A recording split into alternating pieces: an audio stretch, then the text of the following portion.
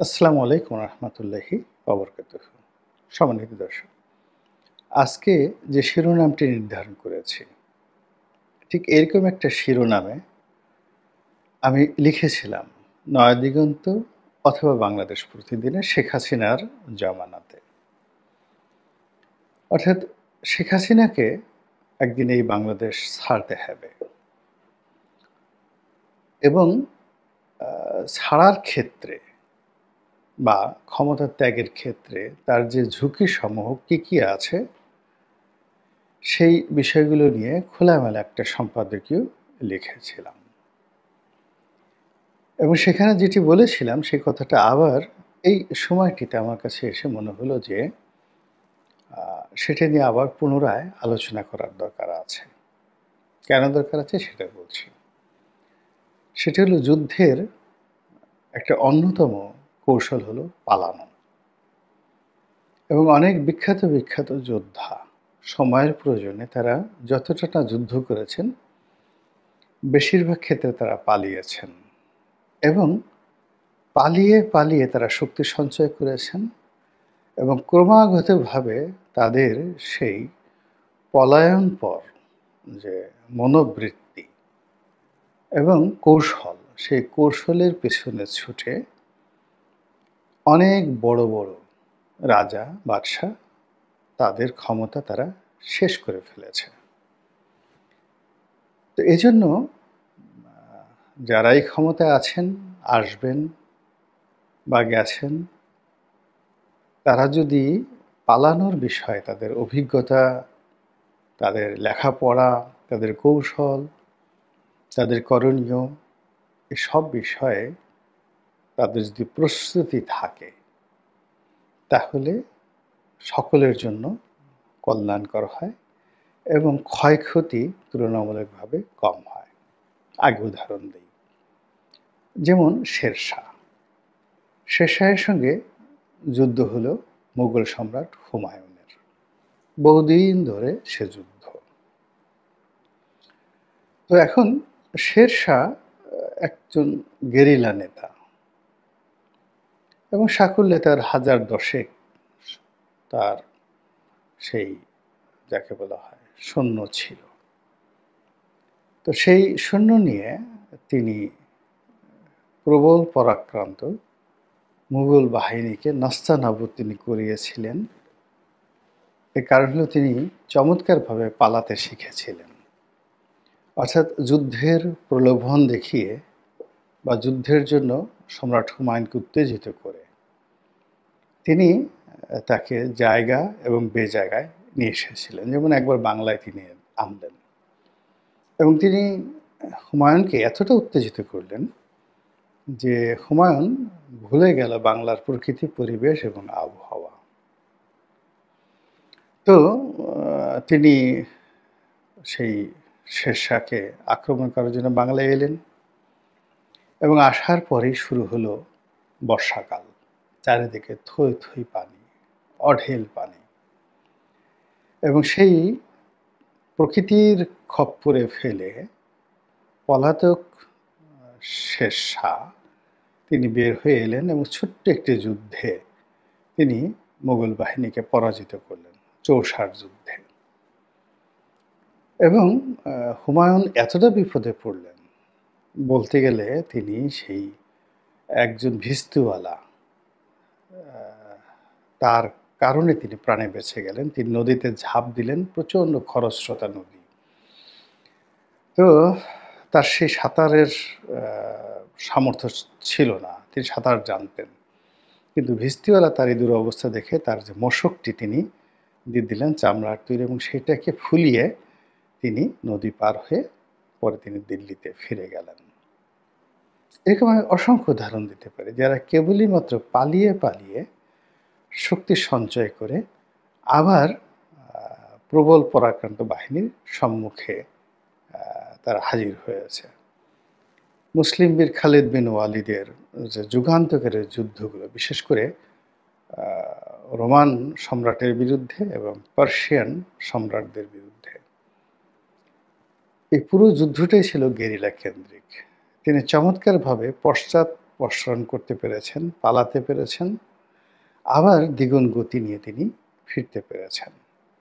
এমনকি তিনি যখন মুশরিক ছিলেন, তিনি এই উহুদের যুদ্ধের সে পুরো ইতিহাসটা পাল্টে দিয়েছিলেন তার এই পলায়নপর মনোভাবের জন্য। তিনি পালিয়েছিলেন, অ্যাবসলিউটলি পালিয়েছিলেন। কেউ তাকে দেখতে পায়নি। কিন্তু যখন তিনি দেখলেন মুসলিম বাহিনী একটা জায়গা অরক্ষিত রেখে চলে গেছে, মানে মুসলিম বাহিনী ধরে নিয়েছে যে তারা বিজয়ী হয়েছে, তারা গনিমত এর যে মালামাল লুট করার জন্য সবাই দৌড় দিল, এবং আল্লাহ রাসূল মুহাম্মদ রাসূলুল্লাহ সাল্লাল্লাহু আলাইহি সাল্লাম বারবার সতর্ক করেছিলেন, এবং তিনি বেশ কয়েকজনকে ওই পাহাড়ের উপত্যকাটিকে পাহারা দেওয়ার জন্য সেখানে নিয়োগ করেছিলেন। তারাও দৌড় দিল, আর সেই জায়গাটা অরক্ষিত দেখে খালিদ বিন ওয়ালিদ অল্প কয়েকজন সৈন্য নিয়ে পেছন দিক থেকে মুসলিম বাহিনীর উপর ঝাঁপিয়ে পড়ল। ফলে কি হলো, পুরো উহুদের যুদ্ধ উল্টে গেল এবং প্রায় ৭০ জন সাহাবী সেই যুদ্ধে শাহাদাত বরণ করলেন, এবং আল্লাহ রাসূল সেখানে মারাত্মকভাবে আহত হলেন, সীমাহীনভাবে আহত হলেন আর কি। যাই হোক, তো এই যেটা বলছিলাম যে আপনাকে পালাতে জানতে হবে। যেমন শেখ হাসিনা, তিনি আমার সেই লেখাটা পড়েছিলেন কিনা আমি বলতে পারবো না। আমি সেখানে তাকে বলেছিলাম যে আপনি যা কিছুই করেন না কেন, সবার আগে আপনাকে চিন্তা করতে হবে যে গণেশ যে কোনো সময় উল্টে যেতে পারে, এবং গণেশ উল্টালে আপনি যেন কোথাও যেতে পারেন, দেশের ভিতরে থাকতে পারবেন না, বাইরে কোথাও যেতে পারেন, সেই জায়গাটা আপনি ঠিক রাখেন। তো এখন চিন্তা করুন যে তার যদি ভারতের সঙ্গে কৌশলগত বন্ধুত্ব না থাকতো, এবং তিনি যদি ভারতে যেতে না পারতেন, এই মুহূর্তে আওয়ামী লীগের যারা নেতাকর্মী একবার চিন্তা করেন তো, সেই আগস্ট মাসের ৫ তারিখে ৬ তারিখে কী হতো। এবং ওই সময়টাতে জনস্রোত এতটা বিক্ষুব্ধ ছিল, তাকে যদি ক্যান্টনমেন্টের মধ্যে আশ্রয় দেওয়া হতো, জনগণ কি আচরণ করতো আমরা সেটা বলতে পারি না। তো কাজেই তিনি যা কিছুই করেছেন, সবসময়টিতেই তিনি কিন্তু পালানোর জন্য সবসময় একটা বিকল্প পথ তিনি খোলা রেখেছেন। এই অর্থ পাচার থেকে শুরু করে সকল কিছু তিনি সেভাবে করেছেন। আমাকে একটা একান্ত আলাপ আলোচনায় তিনি বলেছিলেন একবার, আমরা ২০-২৫ জন, ঠিক এটা ২০০২-৩ সনে তার সঙ্গে দেখা করতে এলাম। তো আমরা বিক্ষুব্ধ ছিলাম যে কোনো একটা বিষয়ে, এবং আমাদের অনেক অভিযোগ ছিল। তো তিনি আমাদেরকে ঠান্ডা করার জন্য যেটা বললেন ২০০২-৩ সনে, যে ৯৬ থেকে ২০০১ পর্যন্ত অন্তরে অন্তঃস্থল থেকে সর্বোচ্চ চেষ্টা করেছি জনগণকে সেবা করার জন্য, সততা বজায় রেখেছি। কিন্তু এদেশে সততার কোনো মূল্য নেই।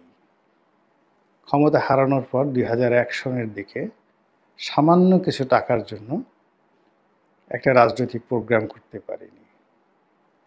একটা বিদেশের টিকিট কেটে যাব সে অবস্থাও ছিল না, সংসার চালানোর অবস্থাও ছিল না। এবং এটা যারা আওয়ামী লীগ করেন, ২০০১ সনের আওয়ামী লীগের যে অর্থনৈতিক অবস্থা, এটা ওই সময় যারা দেখেছেন তারা ছাড়া কল্পনা করতে পারবেন না। এখন যারা হাজার কোটি টাকার মালিক বলেন বা বড় বড় কথাবার্তা বলেন, অনেকের মানে কি বলবো, ২০০১ সনে মন্ত্রীগিরি করেছেন, কিন্তু খিলগাঁয়ে ভাড়া বাসায় থাকতেন। তারপরে মন্ত্রিত্ব চলে যাওয়ার পরে বাসা ভাড়া দিতে না পারার কারণে তাদের বাসা থেকে নামিয়ে দেওয়া হয়েছে। এরকম ঘটনা কিন্তু ঘটেছে। এইরকম সততাও আওয়ামী লীগ দেখিয়েছে। কিন্তু শেখ হাসিনার বক্তব্য অনুযায়ী যে এটার কোনো প্রতিদান পায়নি, বরং তিনি সেই ২০০১ সনে বিএনপির যে রমরমা অবস্থা, টাকা পয়সা সব কিছু দেখে তিনি ঈর্ষান্বিত হয়েছিলেন ২০০২ সনে। তিনি বলেছিলেন যে অতীতে যে ভুল করেছি, আগামীতে সেই ভুল করব না। তোমরা সংসদ সদস্য হও বা না হও, মনোনয়ন দেই বা না দেই ডাজ নট ম্যাটার। আওয়ামী লীগের কর্মী হিসেবে তোমাদের জন্য অঢেল সুযোগ সুবিধা থাকবে, সবাই কোটিপতি হয়ে যাবা। ২০০২ সনে এই যে আওয়ামী লীগের অফিসে বসে আমাদের সদরপুর এবং চরভদ্রাসনের অন্তত ২০ থেকে ৩০ জন নেতার সামনে তিনি এই কথা বলেছিলেন যে নমিনেশন দেই বা না, আমার যাকে ইচ্ছা তাকে মনোনয়ন দেবো, এটা নিয়ে তোমরা মনে কিছু করবে না। আমি কাজ করছি দলকে ক্ষমতায় নেওয়ার জন্য, এবং দল ক্ষমতায় এলে আমি এমন কিছু করব যেন তোমরা সবাই অর্থনৈতিকভাবে সচ্ছল হতে পারে, কোটিপতি হতে পারে। এবং তিনি সেই কাজটি করেছেন ম্যাটিকুলাসলি। এবং এখন দেখেন যে আওয়ামী লীগের অন্ততপক্ষে যারা পলাতক শীর্ষ যারা নেতৃবৃন্দ রয়েছেন তাদের সংখ্যা ৫ লাখ, ১০ লাখ, ২০ লাখ বা আরও বেশি। তাদের হাজারো সমস্যা আছে, জেলখানাতে গেছে, কেউ ধরা পড়েছে, কেউ পালিয়ে আছে, কিন্তু অর্থনৈতিক সমস্যা নেই। ২ নম্বর হলো তাদের হাতে ব্যবসা বাণিজ্য, টাকা পয়সা এমন পর্যায়ে আছে তারা ইচ্ছা করলে ওখান থেকে যে কোনো জিনিস তারা ঘটাতে পারে, পলানো অবস্থায় তারা যে কোনো গেরিলা আক্রমণ চালাতে পারে।